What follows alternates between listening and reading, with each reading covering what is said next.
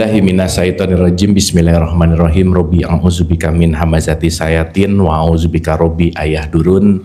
Robbi shrahli sodri wa yassirli amri wahlul 'uqdatam min lisani yafqahu qauli. Assalamualaikum warahmatullahi wabarakatuh. Alhamdulillahirabbil alamin. Segala puja-puji milik Allah Subhanahu wa taala yang atas rahmat karunia kasih sayangnya. Alhamdulillah. Saya panggilnya kakak aja ya, kakak-kakak ya, suka-suka kakak-kakak yang 70 up ya. Kakak-kakak yang sangat luar biasa semangatnya, masih mau belajar. Kita tepuk tangan dulu dong buat semuanya, keren deh. Nih beneran salah satu geng yang paling senior yang pernah saya punya nih dan paling semangat. Iya, saya tuh kan gaulnya sama anak-anak Gen Z gitu kan. Kalau ini kan over kolonial berarti ya.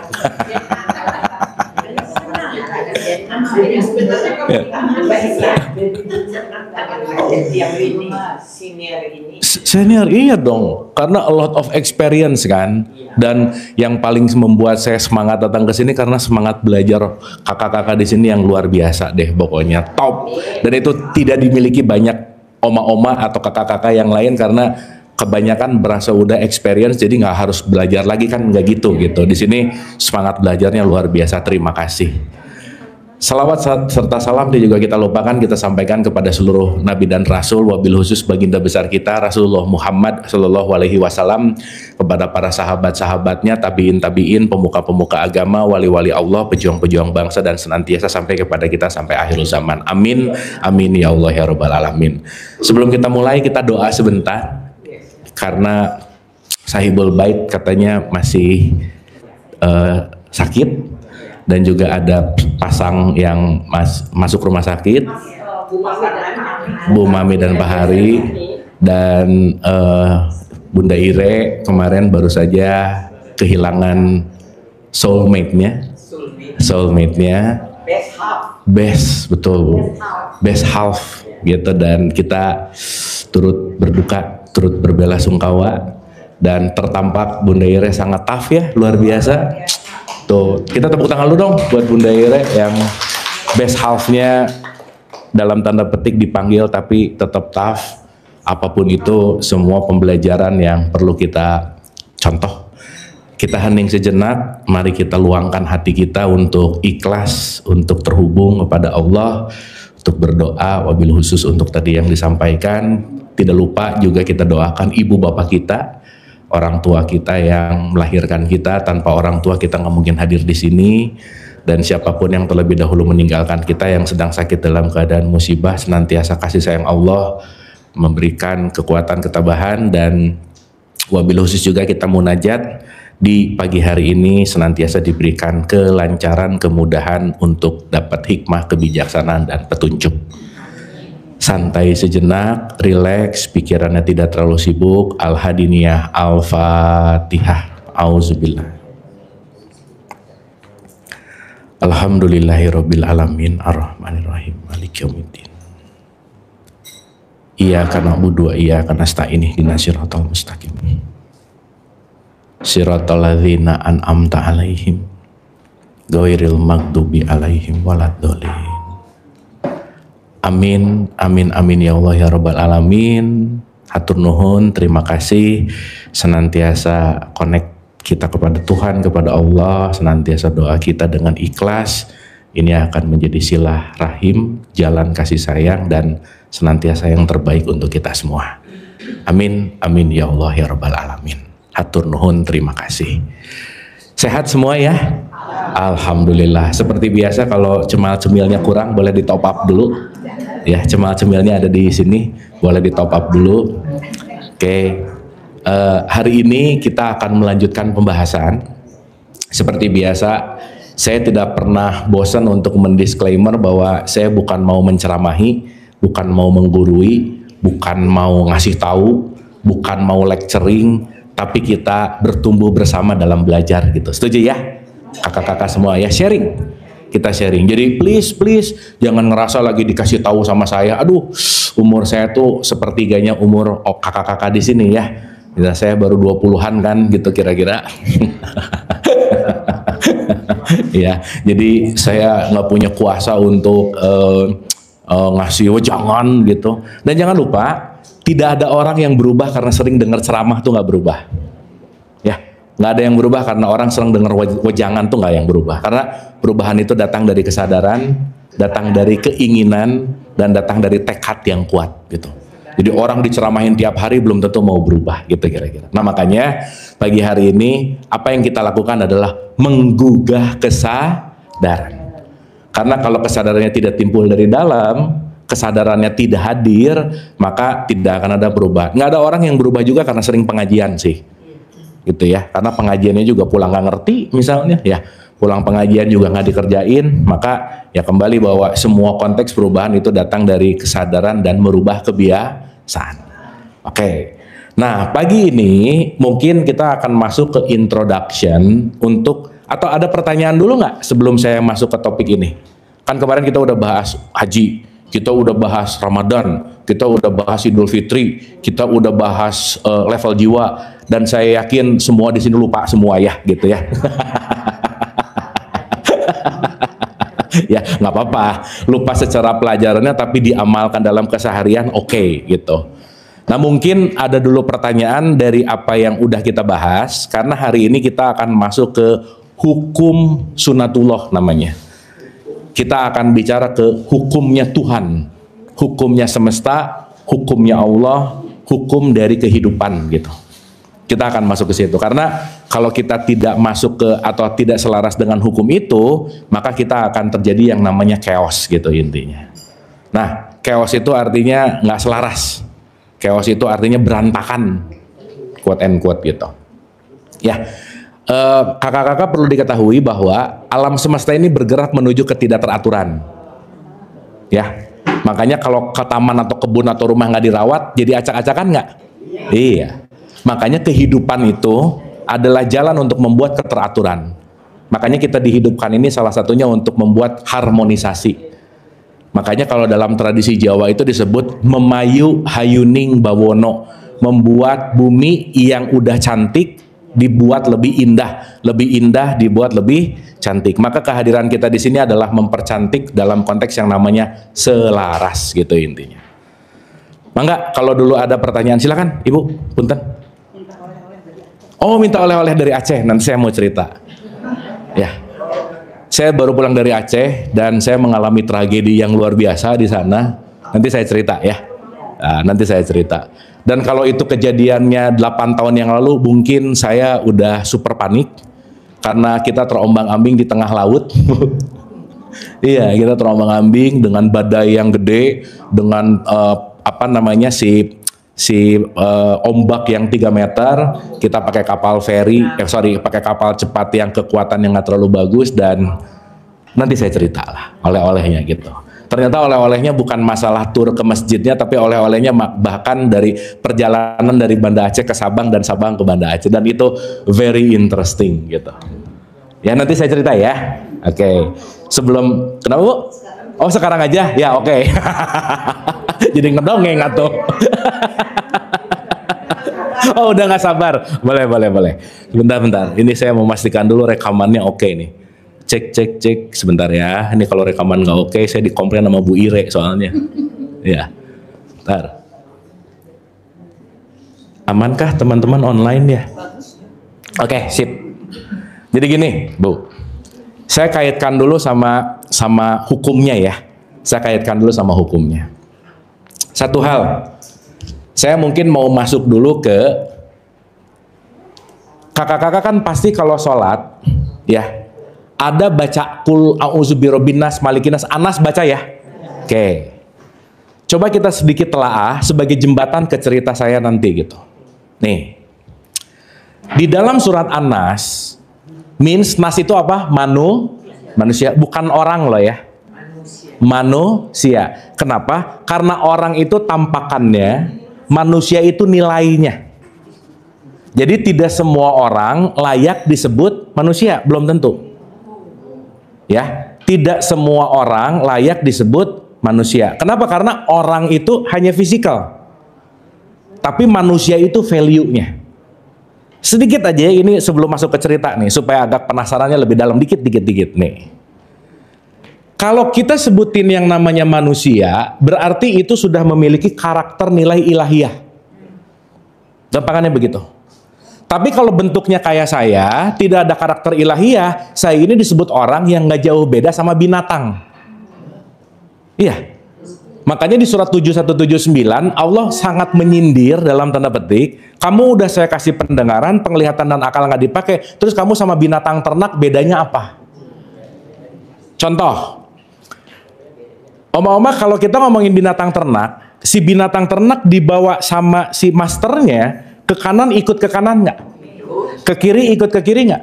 Ke depan ikut ke depan nggak? Berarti binatang ternak tidak memiliki self control, dia akan dikontrol oleh siapapun di luar dirinya. Betul? Berarti kalau kita marah gara-gara omongan orang lain nyebelin, kita jadi kayak binatang ternak nggak? Iya. Kita melakukan sesuatu gara-gara pancingan orang lain, tetangga beli tas ikut beli tas misalnya, tetangga beli ini ikut beli, akhirnya jangan-jangan kita nggak punya self control yang nggak jauh beda sama yang namanya binatang ternak. Itu namanya orang.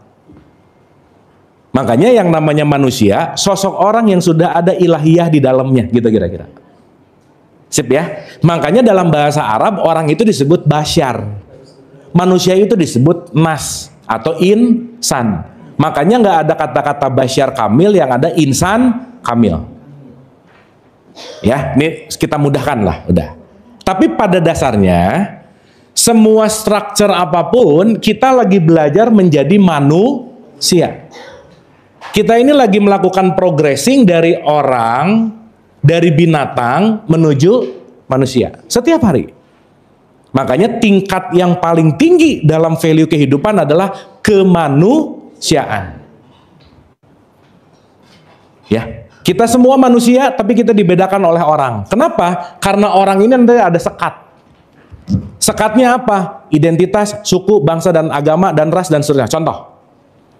Kalau ketemu orang baru, teman baru, pasti pertanyaannya gini, Anda orang mana? Betul nggak? Nggak ada kalimat, Anda manusia mana sih? Nggak ada. Tapi yang ditanya adalah orang. Kenapa? Orang itu lebih berbicara kepada yang namanya identitas. Tapi manusia lebih bicara kepada yang namanya value atau nilai. Makanya jangan lupa, panji besarnya Islam disebut tauhid rahmatan lil alamin, menghormati yang namanya kemanusiaan. Jadi maaf nih, kalau kita membenci orang lain gara-gara beda agama, berarti belum jadi manusia. Cocok Bu? Cocok. Kalau kita membenci gara-gara beda suku bangsa, berarti belum menjadi manusia. Nah, dan yang paling banyak terjebak di wilayah keorangan gitu. Nah, saya mau bicara dulu sedikit sebelum masuk ke dongeng nih cerita. Di dalam Anas, oma-oma, ada kata-kata kul a'udzu birobbin nas. Apa? Rob ya. Ini banyak yang saya telaah. Orang Islam tuh nggak bisa ngebedain mana Rob, mana Malik, mana Ilah, mana Allah. Oh, pusing aja udah. Ya, padahal di Quran itu ada kata-kata Robbinas, Malikinas, Ilahinas, dan ada kata Allah. Betul? Ya. Makanya doa tuh kadang-kadang ada yang di depannya Robbana Atina, nggak nyebut Allah di situ. Tapi ada juga doa yang disebut Allahumma Robbik Firli, ada Allahnya di situ. Nah, yang pengen saya bahas di pertemuan ke depan, supaya kita benar-benar mengenal Allah dalam beberapa partikelnya, supaya kita nyambung sesuai dengan apa yang dikehendaki oleh Allah gitu kira-kira. Supaya kita nggak bunyi aja, tapi ngerti gitu intinya. Supaya kita melepaskan kebinatangan ternak kita. Ingat, kalau ada orang ngeselin, aku marah, aku lagi jadi binatang ternak. Karena binatang itu sifatnya reaktif. Beda sama manusia, manusia itu sifatnya responsif. Jadi kalau kita tidak respon, kita pasti akan reaktif. Maka orang yang reaktif, dia akan mengikuti orang lain. Dia akan mengikuti faktor eksternal gitu. Dapat ya? Oke? Aduh, diem-diem gini, ini oke ini? Dapat ya? Oh, sambil mikir. Bagus. Oke. Nah, saya mau membahas dulu tentang yang namanya rob. Rob. Ya. Rob dalam bahasa Arab itu artinya salah satunya adalah mendidik. Mendidik. Ngedidik. Oma-oma waktu punya anak, anak dididiknya kira-kira. Maka orang tua menjadi rob buat anaknya. Maka doa untuk orang tua, Robbigfir li wali walidaya.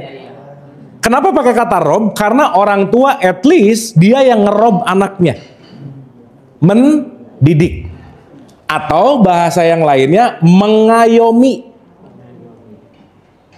Atau dalam tanda petik melakukan yang namanya pendidikan. Ya, ini saya rasa perlu banget untuk kita ngerti supaya nanti menjalani hidup tuh ngerti bahwa oh, hidup ini pada dasarnya adalah pendidikan. Mendidik, betul. Berarti pertanyaannya kalau Allah punya sifat ngerob, kita lagi belajar terus nggak? Maka hidup itu sekolah. Hidup itu sekolah. Makanya sering saya sebut hidup adalah school of life. Hidup adalah sekolah.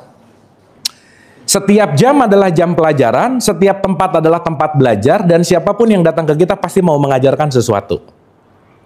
Jadi, kakak-kakak, kalau ada orang nyebelin datang ke kita, ingat Allah lagi ngerob sama orang ini. Ini lagi ngerob nih. Makanya maaf nih ya, saya kaitkan sedikit sama doa, sedikit aja. Kalau kita minta sabar nggak akan datang. Ya Allah, jadikanlah aku orang sabar. Allah nggak akan ngasih sabar, nggak akan. Nggak akan. Tidak. Tapi Allah akan memberikan kesempatan untuk kita menjadi orang sabar. Makanya dikasih orang nyebelin. Supaya jadi orang. Berarti orang menyebalkan datang, jawaban dari doa kita nggak kira-kira? Iya. Kita pengen keluarga sakinah nggak akan datang. Tapi yang datang adalah chaos, berantem. Kenapa? Karena chaos dan berantem adalah kesempatan kita untuk saling mencintai, saling menyayangi. Karena tanpa ada masalah kita tidak tumbuh, tanpa ada penderitaan kita tidak kenal cahaya, tanpa ada kesulitan kita tidak kenal yang namanya menikmati kehidupan. Sampai sini oke? Sampai sini oke? Berarti sudut pandang dalam konteks rob, satu poin, jangan lupa bahwa setiap saat adalah kesempatan. Setiap saat adalah opportunity. Jadi ingat, pengen kaya nggak dikasih kaya, pengen sabar nggak dikasih sabar, pengen sukses nggak dikasih sukses, tapi Allah memberikan kesempatan. Karena kenapa? Allah pengen kita bertumbuh. Allah pengen kita belajar karena main goalsnya bukan mencapainya tapi mencintai prosesnya. Itu yang paling penting. Sampai sini oke? Karena tidak ada kebersyukuran sehat kalau nggak pernah sakit. Betul? Tidak ada kebersyukuran mendapatkan kalau tidak pernah kehilangan. Dua-duanya akan dialami sama siapapun gitu. Nah, mindset kalau nggak ngerti rob ini, dia hanya ingin kejadian hidupnya sesuai dengan apa yang aku inginkan gitu. Diiyakan. Dan the only problem, oma-oma, ingat ini baik-baik, semua masalah dalam hidup cuma satu. Apa yang aku inginkan enggak kejadian. Udah. Betul nggak? Jadi semua problem itu bukan orangnya, bukan kejadiannya, bukan penyakitnya, keinginanku yang tidak menerima kenyataan saat ini.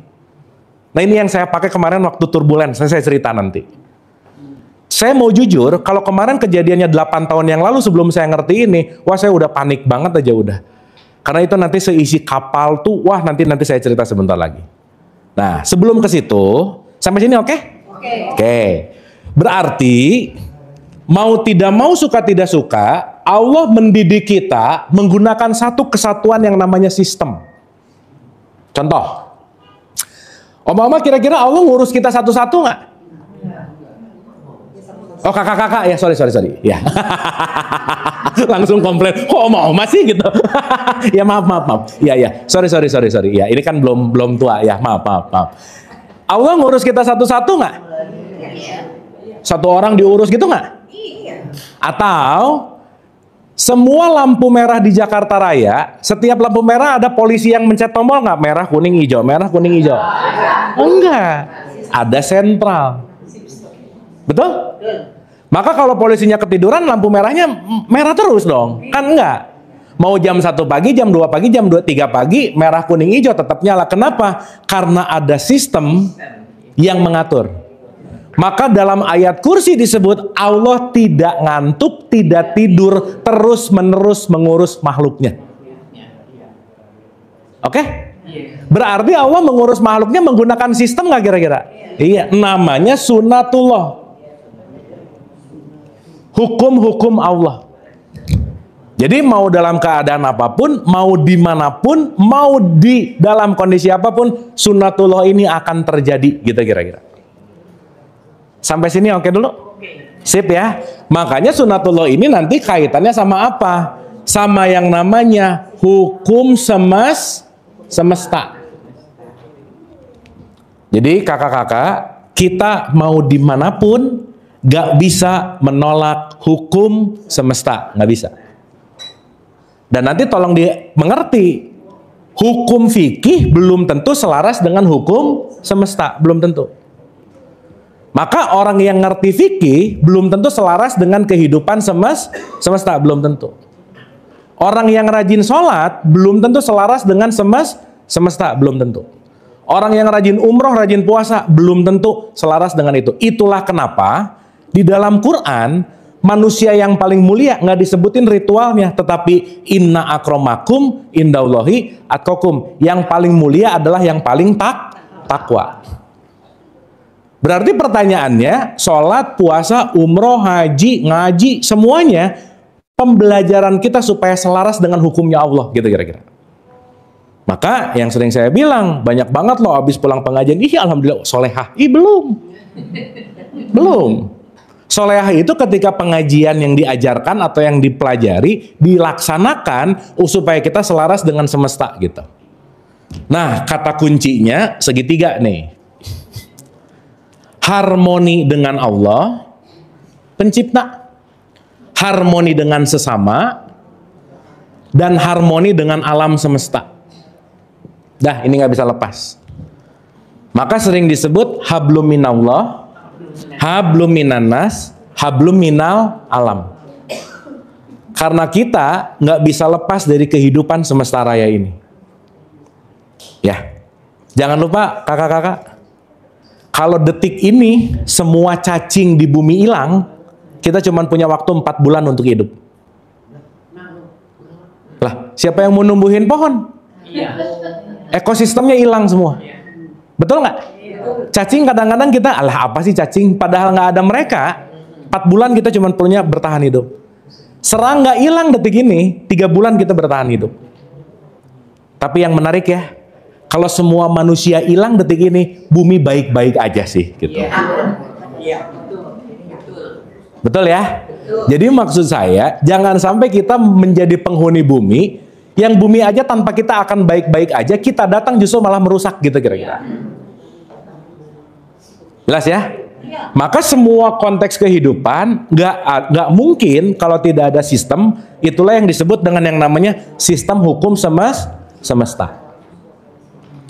Nah, yang ingin saya sampaikan dulu, satu aja. Hukum semesta yang paling bakal terjadi adalah semesta akan menyodorkan yang namanya kenyataan hidup. Atau kita sebut dengan yang namanya realitas. Dah. Seleranya Allah, seleranya alam, seleranya semesta, itu nggak ngikutin seleranya kita, enggak.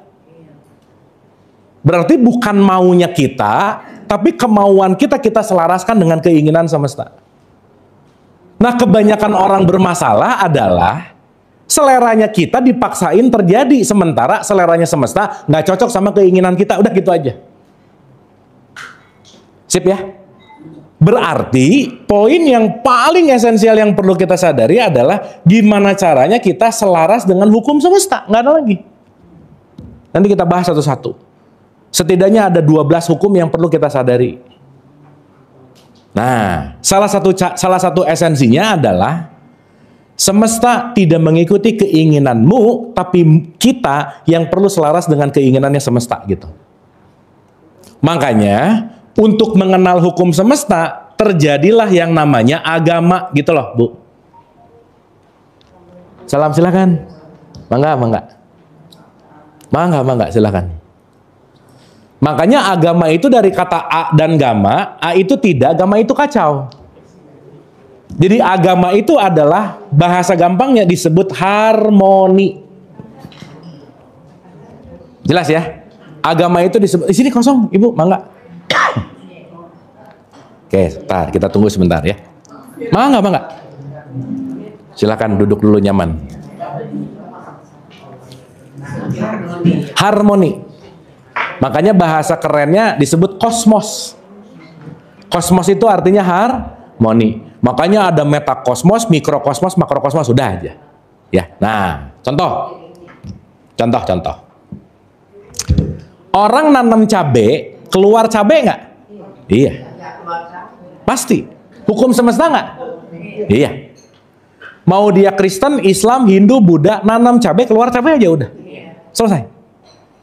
Jadi jangan sampai nanamnya cabai, doa, ya Allah keluarkanlah durian, berharap durian yang keluar, nggak bisa. Buah semangka berdaun. Itu saya nggak tahu sih ya, bukan angkatan saya ya. Cuman denger-denger aja sih gitu. Ya. Dapat ya? Paham ya? Berarti ada hukum agama, ada hukum semesta. Orang menguasai hukum agama belum tentu selaras dengan hukum semesta. Belum tentu. Gitu. Sehingga nanti kita akan ngerti bahwa setiap hukum ini merujuk kepada apapun, maka sekali lagi agama adalah jembatan untuk kita selaras dengan semesta. Jadi bahasa gampangnya, kalau agama membuat kita tidak selaras dengan semesta, berarti jangan-jangan kita tidak mengambil esensi agamanya. Contoh. Oma-oma, kakak-kakak maaf ya. Kira-kira kalau ngomongin kemanusiaan, kalau beda cara beribadah, kira-kira perlu jadi ribut nggak? Enggak lah. Sekarang gimana sih ada beda agama kafir? Betul nggak, Oma? Beda agama, beda cara bid'ah. Sedikit beda neraka. Jadi seakan-akan yang paling surga tuh kita gitu. Betul nggak? Sehingga jangan-jangan merendahkan kemanusiaan tapi menuhankan agamanya gitu. Jelas ya? Maka di dalam Quran, orang yang menuhankan kelompoknya itu disebut musyrik, hati-hati loh. Bid'ah itu adalah kreativitas. Contoh. Justru itu yang aneh. Bid'ah itu adalah sesuatu yang tidak ada pada zaman Nabi Muhammad. Creativity. Iya, kenapa terlarang? Karena tidak ada zamannya Nabi Muhammad gitu loh. Nah sekarang saya tanya, maaf ya, emang handphone ada di zaman Nabi Muhammad nggak? Bid'ah dong. Iya, betul. Makanya kalau sekarang terlak bahwa ini bidah, ini nggak cocok, ini nggak cocok, itu perlu dikaji ulang tentang pemahaman konteks esensinya gitu loh. Udah nggak usah jauh-jauh ya. Maaf nih. Nih misal saya pegang kitab Al-Quran. Kitab. Sekarang saya tanya. Kitab Quran zaman Nabi Muhammad ada nggak? Bidah nggak? Iya. Sebenarnya. Kan nggak ada. Semua yang nggak ada, secara letterlek bidah aja udah. Atau mungkin gara-gara beda sama kelompoknya, bidah aja. Gitu. Intinya gini lah oma-oma, orang yang gampang membedakan orang lain, satu aja, mainnya kurang jauh, udah gitu aja. Ya. Berarti dia sempit banget. Makanya kita disuruh pergi jauh, berjalan jauh, mengadakan perjalanan di muka bumi supaya apa? Ngelihat betapa luasnya apa yang belum kita ketahui gitu kira-kira. Paham ya? Traveling baik-baik. Traveling itu good banget. Makanya kita disuruh bikin yang namanya perjalanan umroh dan haji misalkan. Salah satunya esensi perjalanan umroh dan haji bukan masalah pergi ke sananya, tapi kamu ngelihat betapa luasnya dan betapa banyak yang kita nggak tahu sih sebenarnya. Abu Waqqas ke Cina ya. Betul. Betul. Abu Waqqas. Makanya semakin kita jauh mainnya, semakin kita ngelihat bahwa banyak sekali perbedaan dan yang banyak sekali yang kita belum paham gitu kira-kira. Oke? Jadi pelajaran nomor satu dalam konteks pemahaman ini, kurangilah untuk menilai sesuatu yang kita tidak punya pengetahuan tentangnya. Udah itu yang paling penting.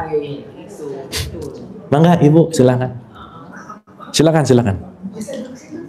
Boleh. Don't judge ya. Don't judge, Bu.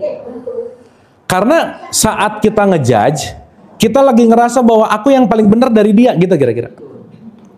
Padahal jangan lupa, setiap manusia, ini please remind, setiap kita punya yang namanya limit. Pengetahuan punya limit. Apa yang kita, silakan. Segala sesuatu bentuknya kita pada dasarnya punya limit. Gitu. Sip ya? Nah, dari konteks ini, saya mau cerita nih ke kejadian kemarin. Kan tadi ditagih cerita nih, gitu ya, ditagih cerita gitu. Contoh. Saya ulang dulu ya. Segala bentuk kenyataan itu adalah sesuatu yang pasti perlu kita lampaui. Setuju dulu sampai sini? Sip. Jadi kakak-kakak, jadi pelajaran nomor 1, ingat kita punya limit. Yang kedua, gak ada yang bisa melawan kenyataan, itu nomor 2. Oke? Gak ada yang bisa melawan yang namanya kenyataan. Mau keyakinan sehebat apapun kalah sama kenyataan. Ingat, keyakinan kita belum tentu sesuai dengan kenyataan. Belum tentu. Jadi sebaiknya kalau ada kenyataan, mending keyakinannya yang diberesin. Iya, jangan, oh aku sih yakin lah pokoknya. Kenyataannya gini, yakinin kenyataan yang disalahin. Jangan. Karena pada akhirnya, yang akan menang dalam hidup kita adalah kenyataan. Nah, udah ya. Ceritanya dari konteks ini, dalam kehidupan keseharian kita, yang paling sering dikasih makan sama diri kita itu adalah keinginan atau ekspektasi. Keinginan. Pengennya kita tuh dikasih makan terus. Betul. Pengen ini harus ada, pengen ini harus ada, pengen ini harus ada. Sehingga kita ini overdosis keinginan. Nah, saking overdosis keinginan, bahkan kenyataan yang tidak sesuai dengan keinginan ditolak sama dia. Karena kenapa? Keinginanku ingin selalu menang dibandingkan dengan kenyataan. Sampai sini oke? Sip ya? Makanya kenapa kita ini terdoktrin banget dengan ketakutan, dengan keseraman, apalagi dalam teologis agama, itu banyak banget ketakutan-ketakutan yang terinstal dalam diri kita. Contoh. Kakak-kakak kalau dengar kata mati, banyak takutnya, banyak happy-nya. Takut, kenapa? Masuk ke lubang kubur. Iya, kan kita dijejelin, mati ke lubang kubur, nanti ada siksa neraka, betul nggak? Padahal itu semua adalah narasi. Cacing. Lah kalau udah mati mah apa urusannya sama cacing ya? Takut. Iya, munkar nakir. Ada rokib atid, betul nggak? Berarti jangan-jangan kita banyak dikasih takut sama narasinya, bukan sama kenyataannya. Sampai sini oke? Sip ya? Berarti ekspektasi kita tergantung narasi yang kita install dalam diri kita. Kalau ceritanya, narasinya menakutkan, maka semuanya akan ikut menakutkan. Jadi kakak-kakak maaf ya, selama narasinya nggak dirubah, hidup nggak akan berubah. Kalau selama ini pokoknya kalau gini tuh jelek, pokoknya selamanya akan jelek aja udah. Kalau takut terus akan takut. Selesai. Jadi narasi itu sangat berpengaruh kepada mental ekspektasi kita. Sangat memengaruhi. Oke ya? Makanya kenapa penting merubah narasinya, merubah maknanya untuk lebih dalam konteks menerima yang namanya kenyataan. Nah, saya mau cerita nih fakta baru. Ini hot from the oven cerita. Fresh nih, fresh. Jadi beberapa hari yang lalu saya diundang ke Aceh. Ini Baru masuk. Ini supaya nanti kita ngerti ini. Nah, kita mampir ke Baitur Rahman, kita mampir ke Masjid Oman. Jadi seperti biasa, geng-geng pengajian Jakarta punya teman geng di Aceh, kita kira-kira. Jadi kemarin teman-teman dari Aceh yang datang ke Masjid Pondok Indah, kemarin gantian kita dari Masjid Pondok Indah yang datang ke Aceh. Jadi kayak pertukaran pelajar gitu, ya kira-kira. Nah, exchange pengajian lah gitu. Nah, dah tuh. Hari pertama saya datang ke Masjid Oman gitu, ngobrol sama ibu-ibu di sana dan seru ya. Kita tahu konteks di mana pembelajaran itu sangat dinamis gitu. Dan ternyata 90% waktu itu seneng lah dengan metode gini. Kan kakak-kakak tahu ya, banyakan pengajian itu ngedongeng. Betul nggak? Cuman nyeritain, nggak bikin ngerti juga sih. Nah kemarin saya sedikit merubah paradigma. Yuk kita belajar menggunakan akal. Saya bukan mau ngedongeng tapi mau ngajak mikir. Which is mereka 99% tuh oke lah gitu. Nah singkat cerita, alhamdulillah happy, panitia, DKM, semua ibu-ibu sampai saya diminta tiap 2 bulan sekali datang ke sana gitu ceritanya. Ya, dah. Habis gitu, di hari keduanya kita pindah venue ceritanya. Dari Banda Aceh menuju Sabang. Kan dari TK saya nyanyi dari Sabang sampai Merauke gitu ya. Belum pernah ngelihat Sabang. Titik nolnya Indonesia. Dah. Nah, yang menarik di hari kedatangan kami itu memang hujan kencang banget, kakak-kakak. Jadi orang Aceh bilang, ya ini udah 3 hari 4 hari ini Aceh diguyur hujan. Hujannya kencang banget. Nah udah tuh, begitu datang hujan, tapi dilalah alhamdulillah besok paginya waktu kita mau berangkat, cerah. Secerah-cerahnya. Jadi memang awal pergi dari berangkat itu udah mau ada warning bahwa begitu nyampe pelabuhan, kalau misalnya kencang banget anginnya nggak akan jadi pergi gitu. Udah ada warning memang. Udah aja. Pergilah kita, dah nyampe ke titik nol, foto-foto, makan, ke masjid Babu Salam namanya. Diskusi lagi, udah karena memang trip terakhirnya jam 3:30 sore, jadi kita jam 2 udah siap-siap, 2:30 siap-siap, kembali lagi ke pelabuhan. Nah, di pelabuhan Sabang nih, belum nyampe, ini masih di Sabang. Begitu nyampe ke pelabuhan, hujan mulai turun tuh. Makin gede, makin kenceng, deras, angin makin kencang. Tapi waktu itu karena mungkin dilihat masih aman, kita dipersilahkan naik pesawat, naik kapal laut. Jadi ada 2 tipe, kapal cepat dan kapal lambat. Kapal cepat itu yang berisi penumpang, kapal lambat itu kayak ferry, di dalamnya bisa ada motor, mobil, pokoknya lebih gede lah. Ya bisa bedain ya. Nah, kapal cepat itu cuma perlu waktu 45 menit. Karena speed kan. Kapal lambat 2 jam. Lama. Jadi kita milih kapal cepat karena rencananya malamnya kita mau diundang sama wali kota lah ceritanya. Dah. Begitu masuk, angin kencang, jalanlah si speedboat ini. Nah, 5-10 menit kakak-kakak mulai gini nih, wusyuk gitu.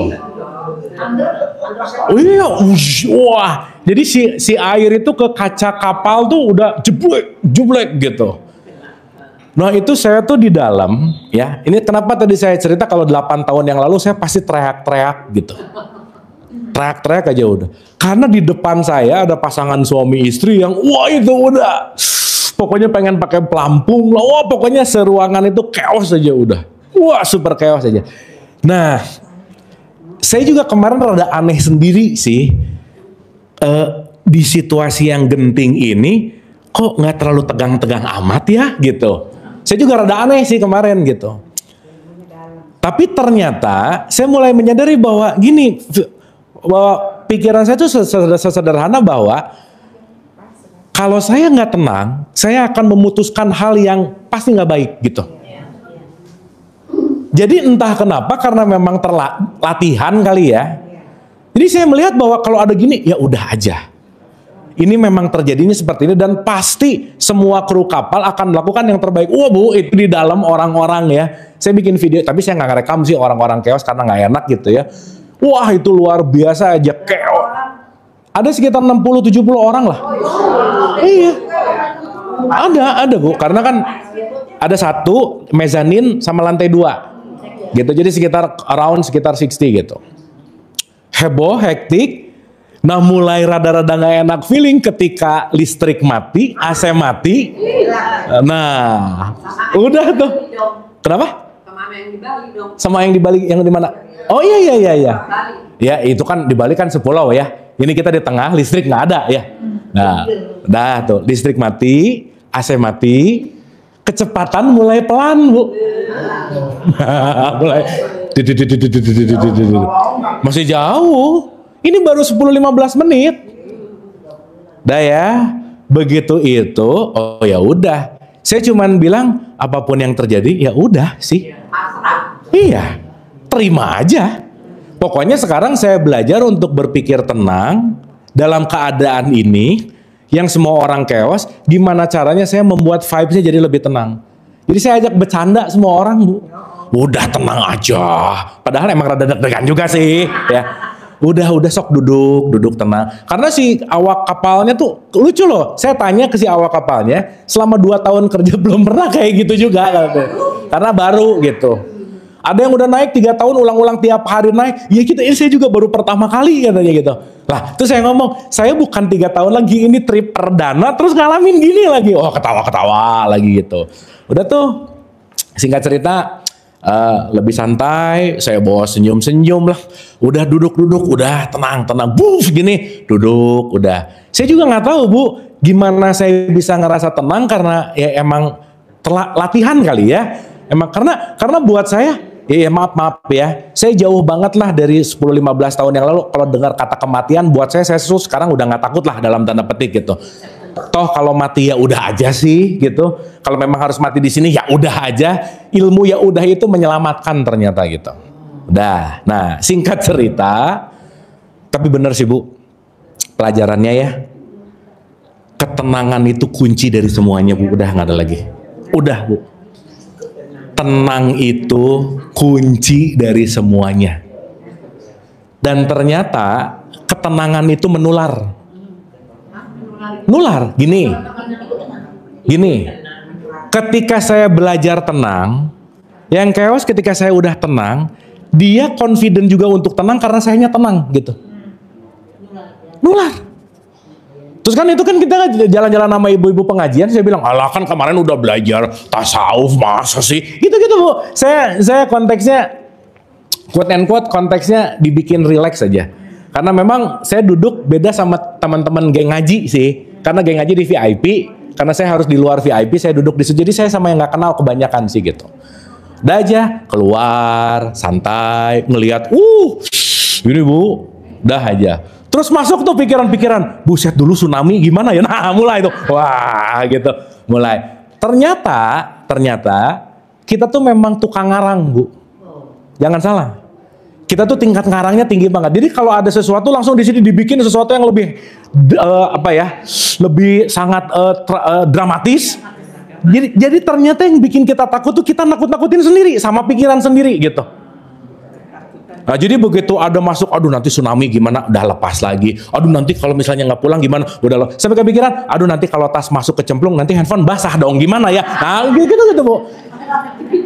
Kepikiran. Tapi beneran Bu, power meditatif ya, karena saya termasuk rajin belajar meditatif gitu. Itu sangat membantu ketika dalam suasana chaos gitu. Meditatif, khusyuk. Jadi saya ngerti kenapa orang perlu sholat. Karena sholat itu ternyata melatih kita supaya tenang dalam kondisi apapun. Jadi salah satu manfaat sholat adalah kita bisa khusyuk dalam keadaan apapun. Saya membuktikan itu kemarin di keadaan gini gitu. Singkat cerita, begitu diterusin dipaksa maju, Kapten kapal mengambil keputusan yang keren banget. Dia putar balik, Bu. Iya. Karena hitungannya, kalau udah lebih dari 3 meter, si kapal cepat ini bahan bakunya nggak terlalu kuat, nggak akan kuat ngelawan yang lebih tinggi dari itu. Jadi putar balik, sah. Udah. Pertanyaannya di tengah mau dilanjutin bahaya, putar balik juga ini kenceng banget. Tapi logikanya ke sini lebih dekat gitu. Wah itu si kaptennya top lah. Dan saya ngobrol sama awaknya kan, awak kapalnya top. Kenapa ngambil keputusannya daripada nggak selamat katanya. Dan yang lucu itu ada teman dari Malaysia yang kita pergi jam 4, flight Banda Aceh ke Malaysia jam 6 sore. Jadi dia ngejar flight gitu. Dia panik, aduh nanti flight saya gimana? Lah dalam hati urusan flight mah nanti yang sekarang ini di sini gitu. Ya bukan urusan flight, ini kita lagi di sini gitu. Di sini. Jadi saya jawab, udah ya kita yang penting selamat, kita tetap hidup gitu. Mau urusan flight gimana, urusan nanti lah gitu. Singkat cerita gitu. Nah, udah tuh terbalik, set. Nah, begitu putar balik kan udah lebih tenang tuh. Lebih tenang, nggak lama nyampe lagi di Sabang. Balik lagi. Jadi begitu nyampe Sabang, lega semua. Dan ternyata pas tadi mau kewas, Bu, baru tahu nyampe Sabang, si awaknya bilang, barusan itu kita mau ngelewatin Palung. Oh iya. Palung itu adalah gini, kalau di laut itu ada ceruk yang mendalam. Nah, yang mendalam itu namanya palung dan itu akan ada gelombang. Kalau melalui itu nggak kuat-kuat amat, kesedot ke dalam. Ya jadi Bu ya, singkat cerita, kita ini 1 inci dekat kesedot tadi itu gitu kira-kira. Kira-kira gitu. Nah, yang menarik lagi begitu nyampe, nah problem belum beres nih. Urusannya kan kita nggak nyiapin penginapan, nggak nyiapin apa, berarti kita terdampar di pulau. Jadi kayak filmnya Tom Hanks, Castaway gitu. Waduh, ini kita meskipun bukan terdampar sih ya. Nah pilihannya adalah masuk ke kapal yang lambat gitu. Begitu landing atau berlabuh, si panitianya cepet nyari, ya inti ceritanya kita dipermudah untuk dapat tiket dan akhirnya kita sampailah gitu intinya. Meskipun di kapal gede juga ternyata ombaknya kerasa gitu. Nah, apa pelajaran yang bisa diambil dari cerita ini dalam pengalaman subjektif saya gitu? 1, kakak-kakak. Ternyata pikiran kita jauh lebih mengerikan daripada kenyataan, itu nomor 1. Itu nomor 1. Pikiran kita adalah si tukang ngarang, si tukang mengada-ngada, si tukang membuat sesuatu yang lebih chaos. Ternyata pikiran kita sekali lagi jauh lebih menakutkan daripada kenyataan yang ada. Maka dalam perspektif ini, kalau kita ingat kita ini sebagai manusia yang punya manas, pikiran, perasaan, dan emosi, waspadalah terhadap pikiran kita, karena tidak semua pikiran harus diiyahin. Dah gitu dulu. Ingat, semua pikiran itu hanya easy come, easy go. Easy come, easy go. Kalau kita nurut 100% sama pikiran, berarti kita nggak punya konteks yang namanya kesadaran. Itulah kalau dalam tradisi Islam, kenapa kita perlu bersaksi. Apa itu bersaksi? Bersaksi adalah ketika kita menjadi kesadaran untuk mampu melihat pikiran yang lewat, karena ketika kita mampu melihat pikiran yang lewat, kita mampu mengambil keputusan bahwa saya ngikutin pikiran ini atau enggak, gitu kira-kira. Sip ya? Jadi nomor 1, pembelajarannya adalah pikiran jauh lebih menakutkan dari kenyataan. Jadi pikiran membentuk ekspektasi, ekspektasi lebih besar dari kenyataan, itu yang akan membuat kita chaos gitu. Itu nomor 1. Yang kedua, Bu, kakak-kakak, yang kedua nih. Untuk kita bisa memutuskan dengan clear seeing, melihat dengan jelas, clear thinking, yang tadi saya cerita, hal yang paling mahal dalam hidup adalah ketenangan. Ketenangan. Calmness, tenang. Jadi untuk belajar tenang dalam segala situasi itu perlu banget ternyata. Ya nggak usah lagi ada di tengah laut kayak saya kemarin lah gitu. Lagi di mall, orang ribut atau lagi belanja, ada chaos apa, itu juga sangat dibutuhkan ketenangan-ketenangan. Apalagi ngelihat situasi yang kita nggak suka, ngelihat apapun konteks yang kita nggak nyaman, perlu banget ketenangan karena kenapa? Kondisi yang tenang akan menyebabkan keputusan yang lebih baik gitu kira-kira. Kakak-kakak maaf ya, saya mau ngomongin fakta nih. 98% keputusan kita terjadi dalam kondisi nggak tenang. Faktanya begitu. Karena 98% yang terjadi dalam diri kita keseharian, konteksnya adalah dalam keadaan kebiasaan. Sehingga keputusan itu dilakukan bukan karena ketenangan, karena kebiasaan. Aduh, Kak, itu kemarin ya waktu ngelihat ada ibu-ibu, bukan belum ibu-ibu sih, masih muda suami istri. Ya ampun, itu emang kayaknya punya trauma. Jadi waktu gini sedikit dia wow, langsung mati nih. Dan memang sih ternyata ketakutan semua manusia itu adalah kematian sih. Ternyata. Iya, mau ingat anak, mau ingat apa, tapi yang paling ditakutin itu ternyata pelajaran nomor 3 adalah mati ternyata. Padahal ya, punten pisan mohon maaf. Hanya kematianlah yang akan mengembalikan kita 100% kepada Allah, betul nggak? Iya. Tapi kenapa takut? Itu lucu. Ya saya juga baru ngerti ini 18 tahun sih. Ya baru ngerti ini, kan dulu juga sama gitu ya. Cuman kemarin tuh kayak dikasih sinyal gitu sama hasil pembelajaran. Saya tuh sama diri sendiri, ya ampun kenapa ya si Abu yang sekarang kok nggak takut sama kayak 5 tahun 6 tahun yang lalu gitu. Terus saya ada sesuatu hal yang, oh iya ya, ternyata latihan-latihan selama ini perlu memang ada case realnya untuk check and balance gitu kira-kira. Kamu latihannya bener nggak sih gitu? Kamu latihannya oke nggak sih gitu? Sehingga ya itu tadi di sela-sela kegentingan aduh itu kerasa ya mungkin ya kebayang di tengah laut nih, no nothing, ombak, terus padem semuanya.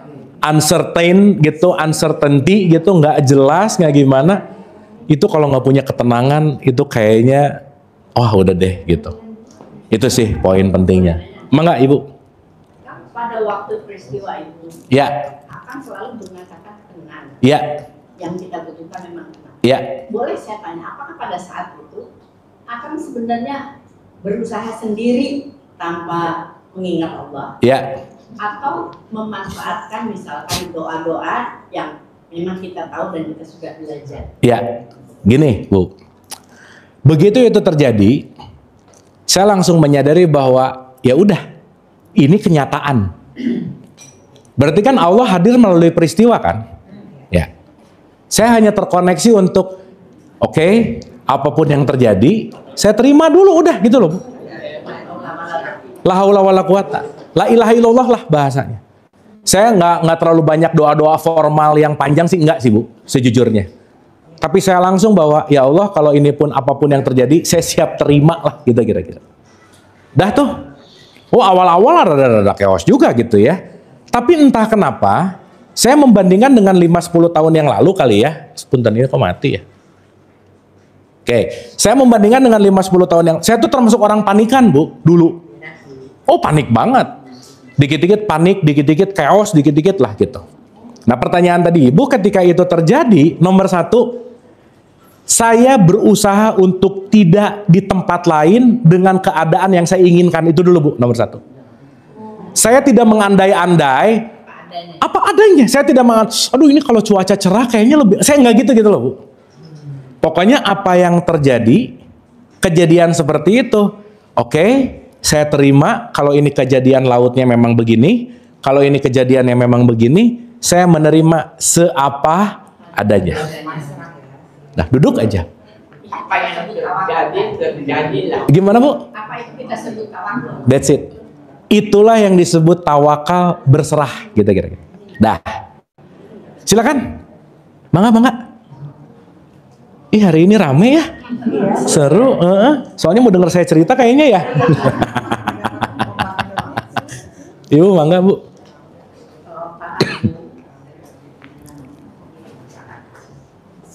Silakan. Oke. Ini saya kalau gini punten ya agak kebelakangin. Nah, jadi kakak-kakak, kalau kita ngomong bertawakallah kepada Allah gitu ya. Kalau doa mah gampang loh, tawakal. Tapi justru yang tadi di awal saya cerita, saat saya pengen lebih tawakal, Allah memberikan kesempatan untuk tawakal dengan kejadian itu gitu.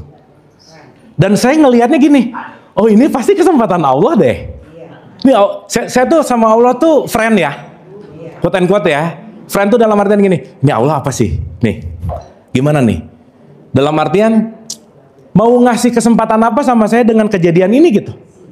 Sehingga satu, saya berusaha sih. Saya belajar tidak berburuk sangka sama apapun sama Allah gitu lah kira-kira Bu. Nggak mikir ini ujian, nggak mikir ini musibah, nggak mikir ini hal buruk gitu kira-kira. Ya Allah. Ya intinya begitu itu kejadian. Oke, pasti ini kesempatan nih. Ternyata kesempatan saya untuk quote and quote membuktikan pembelajaran tiap hari gini-ginian bener nggak sih gitu loh kakak-kakak. Dalam artian oke, dah. Dan yang lebih mengejutkan lagi yaitu tadi, ternyata saat ketenangan itu kita capai, ingat nggak waktu di kelas kita belajar tentang skala jiwa, tenang itu kan ada di level hijau tuh, merah itu di level ngeluh, benci, iri, dengki. Ternyata saat di level ini power kita tuh gede loh kakak-kakak. Dan kita bisa menginfluence sekitarnya. Once we calm, mereka ngelihat kita tenang, ikut tenang. Itu menarik loh. Jadi akhirnya yang super chaos, kan kebayangnya satu teriak, yang satu wah, yang satu gitu. Tapi begitu udah santai, relax, udah ternyata ya udah. Jadi pembelajaran utamanya tadi satu, pikiran kita jauh lebih menakutkan daripada kenyataan. Yang kedua, ketenangan itu adalah kunci. Ketenangan itu adalah kunci. Jadi kakak-kakak ya, ini tolong dilatih. Kalau ada apa-apa, mending tenang dulu. Karena ternyata kita sibuk melakukan sesuatu tanpa tenang, akhirnya wasting energi, energinya habis, wasting time, tapi nggak jadi problem solving gitu. Iya. Jadi kadang-kadang orang tuh mati-matian berusaha, lagi capek juga berusaha. Kalau lagi capek mending istirahat dulu sebentar, lebih getting clear, ngeberesinnya lebih benar. Dan kadang orang, maaf ya, perfeksionis dan terlalu menggebu-gebu, lagi dalam keadaan perlu istirahat, dia melakukan gitu misalnya. Jadi ternyata ya, diam sesaat itu jauh lebih baik daripada sibuk terus-menerus. Karena saat diam sesaat, kita bisa ngelihat segala sesuatu jauh lebih clear dari sebelumnya gitu. Dan itu yang saya alami di, ya kalau mau sebut, itu 1 inci, 1 inch away kalau bahasa kerennya, 1 inci menuju ke sedot palung, itu menakutkan sih gitu ya. Setelah dipikir-pikir lagi gitu, memang takutnya pas udahannya sih, pas turun, buset dah, barusan kita mau mati ya semua gitu lah kira-kira. Tapi kita ketawa-ketawa sih, habis gitu. Karena waktu melakukan ketenangan itu, ya, itu dengan penuh kesadaran. Iya. Jadi itu otaknya dilatih untuk tidak lari ke mana-mana. Nice question Bu. 1 Bu. Begitu itu terjadi, saya cuman diem dan mengamati nafas dulu Bu. Nah, saya bikin nafas saya tenang dulu. Ibu-ibu tahu ya, tubuh salah satunya merespon bagaimana nafas kita bekerja. Contoh. Kita perlu tahu bahwa mekanisme tubuh ini adalah tubuh kita itu pabrik kimia. Jadi dia selalu mengeluarkan chemistry hormonal. Maka kalau nafasnya yang keluar pasti stres hormon, kortisol. Kalau stres hormon kortisol keluar, dia akan fight or flight. Dia pokoknya urusannya kabur kalau nggak ngelawan, nggak bisa clear thinking di situ. Jadi karena saya ngerti ilmu itu, begitu terjadi, so cool sih memang. Nah, saat nafas lebih panjang, jadi indikatornya gini, belajarlah nafas lebih panjang, lebih pelan, tarik dan buang nafasnya nggak, ya tapi lebih dalam juga. Nah, saat kita nafasnya lebih tenang, yang keluar itu hormonnya namanya serotonin misalnya, relax gitu. Dan itu ngebuat clear thinking. Nah, jadi begitu momen itu kejadian, nomor satu, kakak-kakak kalau naik pesawat ya,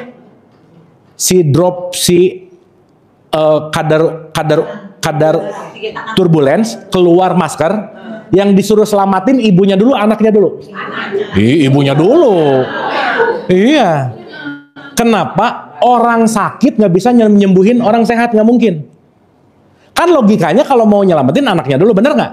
Tapi ternyata kenapa begitu masker oksigen keluar, pakai dulu sama ibunya, baru kontrol anaknya. Kenapa? Karena hanya orang yang sehat bisa menyembuhkan orang yang sakit gitu, untuk menyehatkan gitu. Nah, tadi good question banget. Jadi begitu itu oke, saya belajar untuk tenang dalam chaos gitu loh, Bu. Belajar loh. Jadi oke, it's fine. Memang kenyataannya begini. Saya lepasin ide tsunami, ide nanti gimana. Saya tuh udah langsung kepikiran begitu ada sesuatu jebur, saya pokoknya mau share screen, share log gitu kira-kira. Saya mau share log, saya mau live TikTok gitu. Saya lagi terdampar gitu misalnya. Ya siapa tahu. Itu skenario udah ada di sini loh, Bu. Serius. Skenario aneh yang pokoknya mau share log. Karena uniknya sepanjang perjalanan sinyal bagus. Itu keren. Wah, saya amazed banget lah sama BTS di situ karena sepanjang perjalanan dari Banda Aceh ke Sabang Banda Aceh sinyal bagus lah. Relatif bagus sinyalnya. Nah, benar tadi. Ternyata saat kita ketakutan, memori-memori yang menakutkan itu pasti muncul. Pasti. Jadi kita jauh lebih takut dengan memori kita daripada kenyataan yang ada. Oh kakak-kakak ya, ini saya cerita kalau 8 tahun yang lalu, saya udah pasti loncat, entah gimana ceritanya. Mungkin saya akan megang kendali ke ruang pokoknya saya harus handle aja udah. Gitu aja udah perbandingannya. Tapi saya juga amazed gitu ya. Ya ampun, ternyata ini juga rada aneh sih. Kenapa kok aku biasa-biasa aja sih gitu, rada aneh juga sih gitu. Pas ditanya, Kang tadi gimana? Biasa aja, rada aneh memang. Tapi di satu sisi saya menyadari bahwa oh iya ya, ternyata segala sesuatu yang terjadi tidak semenakutkan apa yang terjadi dalam memori dan pikiran gitu. Jadi ya, oma-oma, kakak-kakak, kalau ada bahasa kita sholat dilatih untuk khusyuk, khusyuk adalah kunci. Saya ngebuktiin sih kemarin. Khusyuk adalah kunci. Saya beneran ngebuktiin bahwa saat khusyuk, tindak tanduk perilaku kita akan lebih menuju kepada konstruktif daripada destruktif gitu.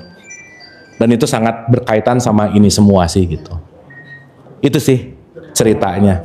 Nah alhamdulillah dapat tiket, dapat pesawat kapal yang silakan Ibu. Rame. Iya rame ya hari ini. Seneng ya? Iya seneng, seru. Waalaikumsalam, mangga Ibu. Ini 1, 2, 3, 4, 5, 6, 7, 8, 9, 10, 11, 12, 13, 14, 15. Iya nih, udah ada hampir 500 orang yang datang. Ya, kalau umurnya dikumpulin maksudnya. Alhamdulillah, mangga Ibu, sok nyaman dulu.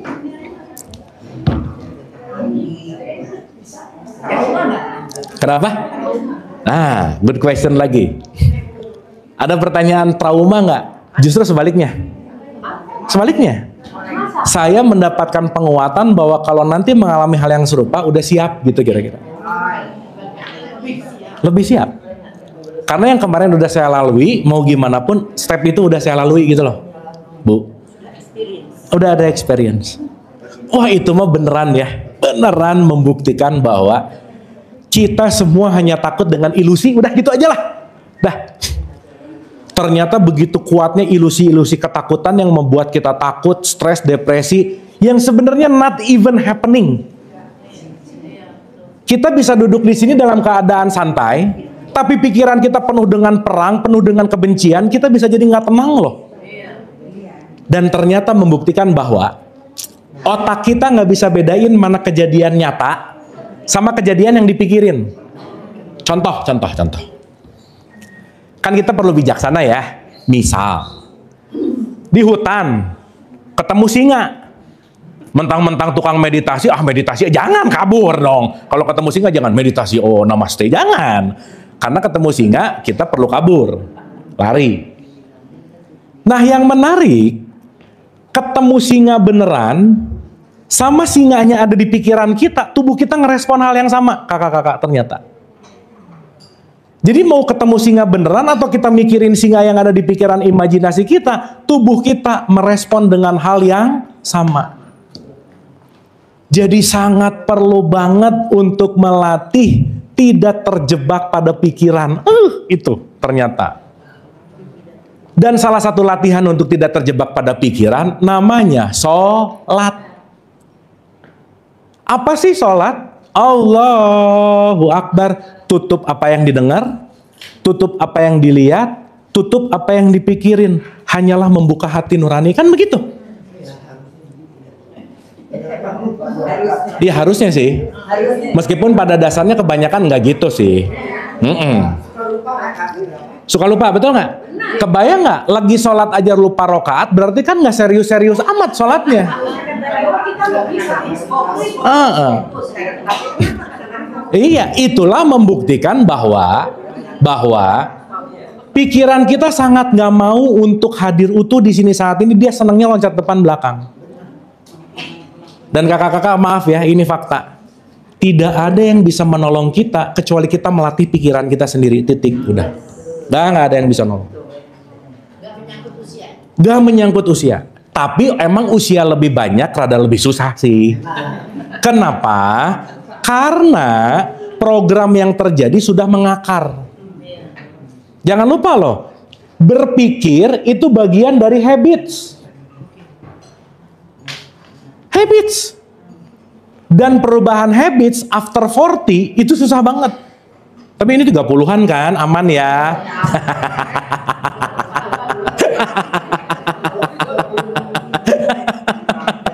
Iya, ya. Makanya jauh lebih effort di usia 30-40 ke atas. Makanya kenapa life begin at 40? Karena 40 itu kristalisasi karakter. Iya, saat 40 karakternya A, cenderung sampai 80 A terus tuh. Kalau 40 karakternya B, cenderung udah aja. Makanya kakak-kakak maaf ya, kalau ada masalah antara orang tua sama anak, mending dirubah dari anaknya. Jauh lebih gampang. Iya, kenapa? Karena program di anak jauh lebih lentur untuk dirubah daripada program di orang tuanya gitu. Dan yang membuat saya bahagia, yang membuat saya sangat semangat, oma-oma yang datang di sini, kakak-kakak yang datang di sini, termasuk orang-orang yang mau merubah program lamanya. Top banget, udah. Tepuk tangan dulu dong. Top loh. Gak mudah loh. Serius, gak mudah. Orang yang usianya di atas 60-70 mau merubah habits itu tuh gak mudah. Bahkan mau ngedengerin yang beda aja gak mudah loh. Jadi this is blessing. Blessing. Dan perlu banget untuk disyukuri dalam konteks blessing. Bukan, kakak-kakak maaf ya, ini udahlah, kita datang ke sini bukan urusan mau ngerti atau nggak belakangan. Belakangan aja. Nggak harus dari awal sampai akhir ngerti semua, enggak. Tapi at least dalam 1 jam, 1 jam setengah ini kakak-kakak nggak sibuk sama pikirannya, nggak sibuk sama emosinya, nggak sibuk sama permasalahannya, betul nggak? We are resting dalam 1 jam ini. So-sonya happy gitu. Ini urusan mau ngerti mau nggak belakangan nggak apa-apa ya. Tapi dalam 1 jam, 1 jam setengah ini kita nggak terlalu sibuk dengan dunia luar gitu loh maksud saya. Dan kalau nggak gitu nggak bisa. Gimana Ibu punten? Tadi pagi saya ketemu dengan Romo Yusuf Daud. Oke. Relate banget dengan ini. Romo Yusuf ngajarin 4-7-8. Iya. 4 narik nafas, 7 tahan, 7 ditahan, hitung 8 melepaskan. Dan itu kalau dilakukan tiap hari, tiap pagi, tiap bangun tidur, kita akan jadi kayak Kang Abu. Betul. Betul.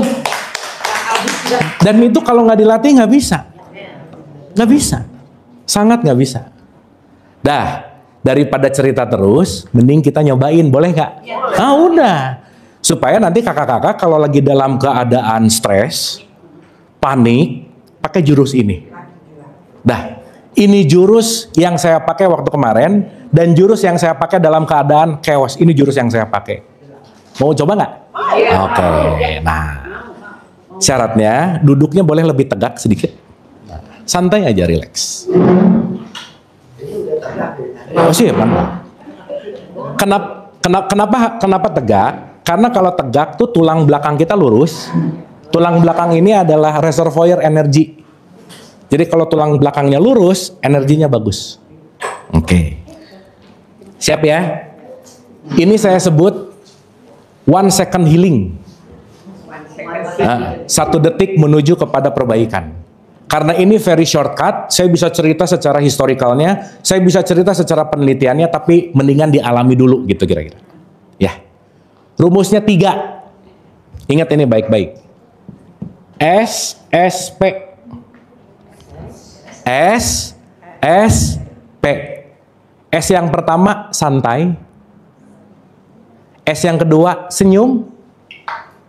P yang ketiga pasrah. Santai, senyum, pasrah. Di era modern susah banget untuk membuat diri kita santai, itu susah banget. Di era-era yang nggak mau diem ya, tipikal nggak mau diem, susah banget. Oke, nah sekarang gini kakak-kakak, duduknya boleh tegak, santai, kacamatanya kalau boleh dilepas supaya nggak berat. Nah, ya. Oke, ini saya straight to the point dulu aja ya. Oke, nanti kalau saya bilang silahkan disentuh hatinya, dadanya dipencet, bukan dipencet, disentuh. Sentuh aja. Kiri kanan boleh. Ini kayak mencet saklar. Kalau lampu pun dijalain, saklarnya perlu dipencet nggak? Nah, saklar ketenangan kita ada di dada.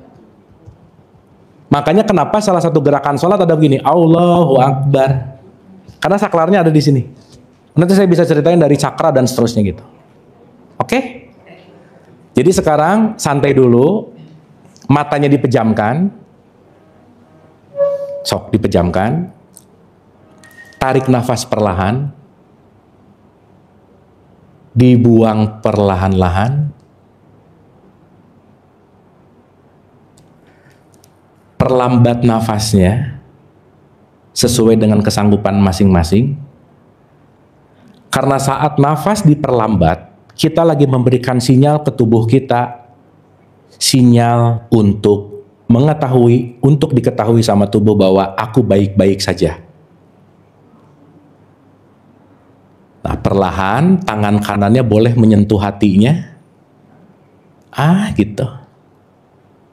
Dan silahkan tersenyum manis lepas, senyum aja. Matanya dipejamkan, senyum. Oh ini irit-irit gini senyumnya, senyum. Senyum aja, lepas. Nah gitu. Nah gitu, senyum. Ayo, senyum, lebih senyum lagi. Lebih senyum lagi. Lebih senyum lagi. Nah gitu. Rasain deh, semakin senyum, semakin lepas, semakin senyum, semakin ringan, senyum. Senyum, dan saat kita senyum, kita lagi membuat pikiran kita nggak loncat depan dan belakang. Ayo, senyum. Senyum. Nanti kita ngerti betapa dahsyatnya senyum. Nah, gitu. Senyum, manis lepas, santai dan rileks. Dan pertama-tama, hadirkan rasa terima kasih kepada Allah. Ya Allah, terima kasih. Terima kasih kepada tubuh kita yang mungkin udah lama nggak disapa, yang mungkin udah lama nggak diajak ngobrol. Terima kasihlah kepada tubuhnya. Wahai tubuhku, terima kasih. Telah setia dalam seumur hidup ini menemani aku dalam perjalanan hidupku, di mana tubuh ini gak pernah tidak untuk selalu melayani kita sepenuh hati, sedalam jiwa. Terima kasihlah kepada dirinya.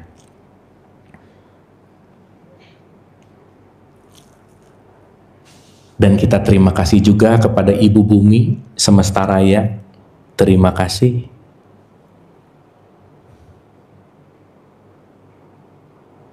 Diulang-ulang, terima kasih, terima kasih, terima kasih, dalam santai, senyum dan pasrah. Senyum, Senyum aja. Senyum aja. Dan rasakan kebersyukuran, rasakan ketenangan.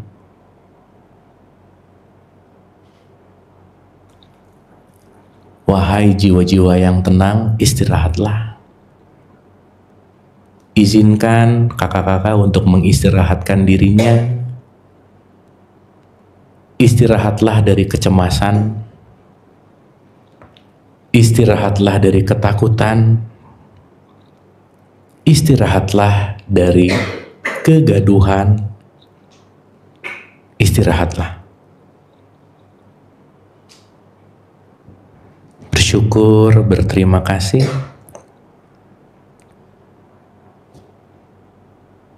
Dan sadarilah semua hanya kasih sayang Allah yang tidak terbatas,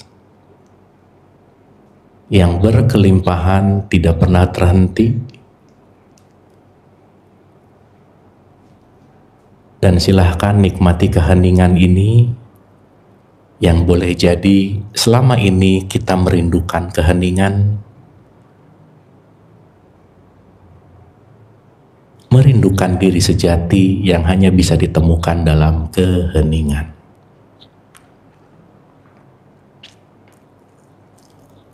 Kalau pikiran yang ngajak ke depan ke belakang, ditambah lagi senyumnya untuk membiarkan hadir utuh di sini saat ini. Tanpa kata-kata, niatkan saja, bilang aja ke jiwanya, wahai jiwaku yang tenang, istirahat, resting, istirahat. Just smile, senyum lebih lepas lagi. Dan rasain deh, waktu kita senyum, hati itu kebuka. Waktu kita senyum, hati terbuka lebih lepas. Dan saat kita tersenyum, membuat pikiran tidak terlalu sibuk. Dan menghadirkan diri kita utuh di sini saat ini.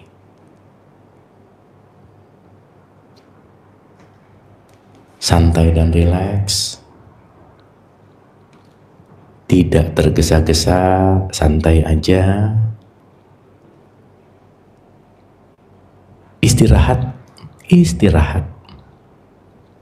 Izinkan jiwanya istirahat, dirinya istirahat.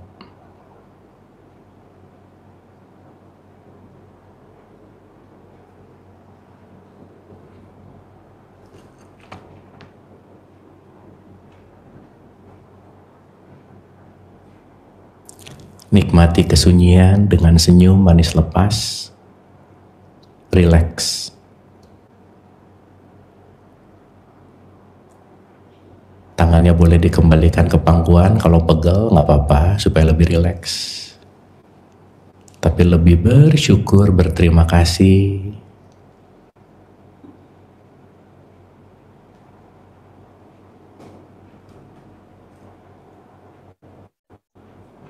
Dan rasakan nafasnya jauh lebih panjang dari sebelumnya, lebih lambat. Dan rasakan hatinya lebih terbuka, lebih ringan, lebih damai, tenang.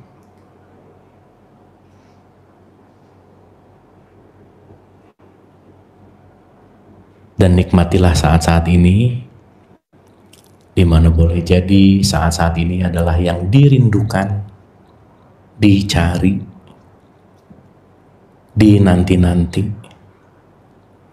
Dan ternyata ketenangan tidak pernah ada di luar diri kita, tapi bersembunyi sudah lama di dalam diri kita. Sepenuh hati, sedalam jiwa, katakanlah dalam hati untuk berterima kasih kepada tubuhnya. Wahai tubuhku, terima kasih. Wahai jiwaku, terima kasih. Dan berterima kasihlah kepada semua peristiwa hidup. Dan di momen yang lebih tenang, lebih damai ini, saatnya untuk memaafkan siapapun dan apapun yang masih belum diterima, terimalah. Siapapun dan apapun yang masih belum dimaafkan, maafkanlah. Lepaskan dan niatkan dalam hati, berterima kasihlah kepada siapa yang masih kita benci, kita nggak suka, terima kasih. Karena siapapun yang kita benci, yang kita nggak suka adalah kesempatan Allah untuk kita menuju ke titik ini, menuju kepada kesadaran ini.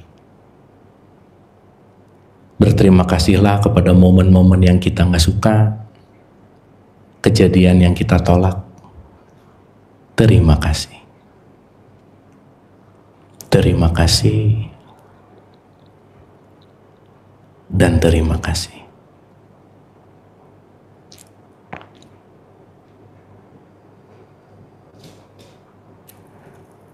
Penuhi syukur yang mendalam. Lepaskan semua penyesalan, merasa bersalah. Lepaskan aja. Hanya bersyukur, berterima kasih.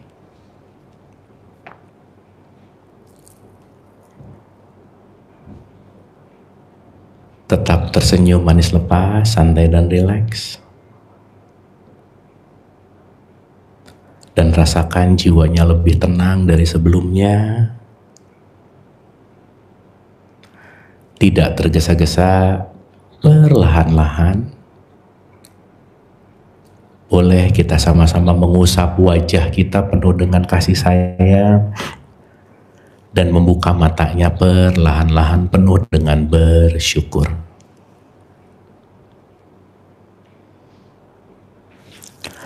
Dan boleh saling memeluk teman sebelahnya untuk berterima kasih dan memaafkan. Silakan.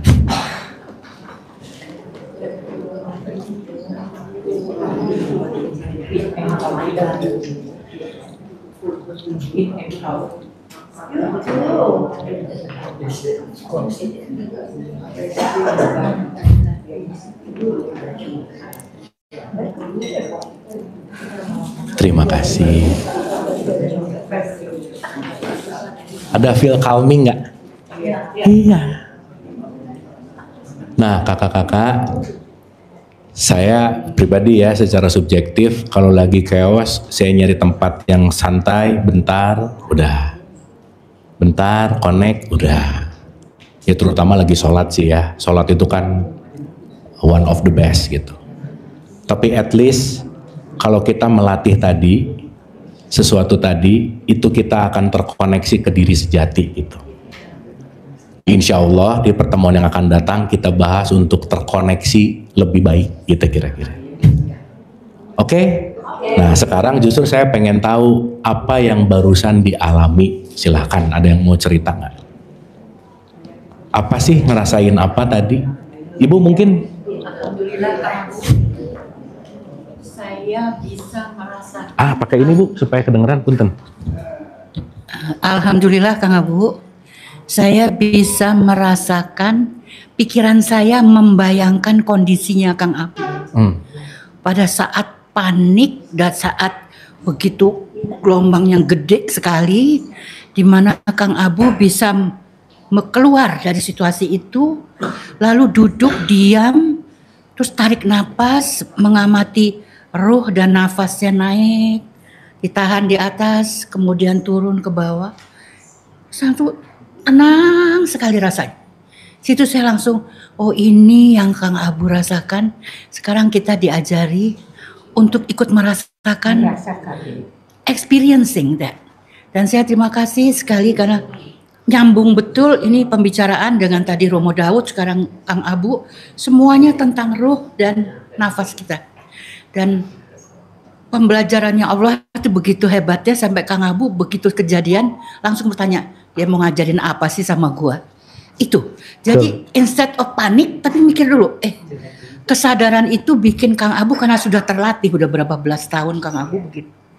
Kang Abu nggak ngelihat monkey mainnya, tapi justru what am I going to gain from this experience? Yes, Itu actually. yang saya sangat bersyukur bahwa saya datang sekarang ikut dalam perjalanan spiritual soul-nya Kang Abu. Matur nuwun, atur nuwun. Wah, keren banget. Kita tepuk tangan buat Bu Tivi. Atur nuhun, Bu Dokter. Wah, luar biasa. Ada feel good nggak, Oma? Enak ya? Iya. Nah itu kalau dilatih itu akan ngebuat gini. Kalau jalan pagi itu kan biological muscle kita yang lagi dilatih. Tapi saat kita melatih meditatif tadi, kita lagi melatih mental muscle kita. Latihan sehari, nggak usah lama-lama, sehari 3 menit aja. Cek bulan depan tingkat ego, marah, benci, turun pasti, sok dicek. Ya, karena kalau kita udah terlatih di ranah meditatif, kita akan melihat segala sesuatu itu hanya aliran, dan aliran. Dan jangan lupa nih, ini satu message dari guru saya keren banget. Dia bilang gini, Abu, mau orang punya Lamborghini ke, mau punya villa di Bali ke, mau rumahnya segede apa, kalau nggak punya nafas dia tetap dikafani. Betul nggak? Artinya nafas ini adalah the great power of living. Yang kadang si nafas ini kita tidak terlalu aware. Nah, so kakak-kakak, saat chaos datang, satu kunci pas yang bisa mudah kita pakai adalah kembalilah ke nafas. Just be relax, tarik nafas. Itu yang sangat work. Saya bicara teorinya, saya bisa ceritain, historicalnya saya bisa ceritain, dan yang paling pasti udah saya alamin secara subjektif, secara pengalaman gitu. So hopefully cara ini works buat kakak-kakak. Saya rasa, maaf ya, bukan masalah usia, tapi masalah keterampilan itu yang penting. Karena keterampilan itu bukan ada konteks dalam wilayah bertumbuhnya usia, bukan. Karena terampil itu karena kita sering melatih. Dan latihan itu yang akan membuat kita terbiasa gitu. Dan saya rasa mudah-mudahan pembelajaran pagi hari ini, we back to our true source. Wah, itu keren tuh. The true source gitu. Karena our true source itu bukan masalah tubuh fisik, bukan masalah jiwa, tapi Allah itu sendiri. Dan nanti kita akan membuktikan bahwa ternyata Allah itu sangat dekat. Untuk mengaksesnya nggak perlu jarak, nggak perlu ruang tertentu. Untuk mengaksesnya hanya perlu yang namanya wukuf, atau yang disebut dengan yang namanya diam. Nah, hanya dalam kesunyian, ketenangan, keheningan itulah kita bisa dalam tanda petik berjumpa dengan Allah gitu kira-kira. Oke? Sip? Dapat something hari ini? Dapat ya? Ingat ya, segala bentuk pikiran kita jauh lebih menakutkan dari kenyataan. Jadi kalau pikirannya mulai tenang, relax dulu, santai, senyum, pasrah. Makanya Nabi Muhammad bilang senyum itu sedekah. Karena waktu senyum, seenggaknya serotonin keluar. Jadi kakak-kakak pulang dari sini, belajarlah senyum. Kalau boleh pakai masker juga nggak apa-apa sih ya. Soalnya kalau senyum-senyum sendiri bahaya sih. Jelma gelo. Oke ya, get something ya hari ini ya. Oke, ini kita udah 11.16, bentar lagi persiapan Jumatan. Alhamdulillah, terima kasih. Hari ini peserta banyak, boleh tepuk tangan dong. Luar biasa. Kita bisa on time, pesertanya banyak, dan mudah-mudahan ini dilatih. Dan ini ada rekamannya. Pertemuan yang akan datang, kita akan bicara esensi khusyuk. Kita akan belajar khusyuk. Ya, bismillah. Di pertemuan yang akan datang, kita akan belajar bagaimana cara khusyuk. Supaya sholatnya nggak terlalu Allahu Akbar rakaat dua, supaya nggak terlalu gitu. Ya, supaya kita lebih enjoy dalam sholat, supaya kita ngerti bahwa sholat itu adalah keterhubungan. Hatur nuhun, kita doa sebentar. Wabil khusus buat yang sakit, wabil khusus buat yang sedang dalam keadaan musibah. Kasih sayang Allah selalu memberikan kekuatan, dan terima kasih ibu-ibu, kakak-kakak yang sudah hadir, senantiasa apapun yang dialirkan hari ini menjadi bahan untuk kita perenungan, membuat value kita jadi jauh lebih baik dari sebelumnya. Al-Hadiniyah, Al-Fatihah. A'udzubillahi minasyaitonirrajim. Bismillah. Alhamdulillahirabbil alamin arrahmanirrahim maliki yaumiddin. Iyyaka na'budu wa iyyaka nasta'in ihdinas siratal mustaqim. Siratal ladzina an'amta 'alaihim ghairil maghdubi 'alaihim waladdallin. Amin. Allahumma rabbighfirli wa liwalidayya warhamhuma kama rabbayani shaghira. Rabbana atina fid dunya hasanah wa fil akhirati hasanah wa qina adzabannar wa adkhilnal jannata ma'al abrar ya aziz ya ghafar ya rabbal alamin. Subhana rabbika rabbil izzati amma yasifun wa salamun alal mursalin walhamdulillahi rabbil alamin. Amin amin ya Allah ya rabbal alamin. Terima kasih kakak-kakak semua, tetap sehat dan bahagia. Wabillahi taufiq wal hidayah. Assalamualaikum warahmatullahi wabarakatuh. Hatur nuhun. Ya. Spesial doa untuk Opa Sudarman. Udah tadi? Ya. Sudah. Alhamdulillah. Dan Oma Ire sangat tough, itu yang keren. Kita tepuk tangan dong buat Oma Ire. Semangat Oma Ire.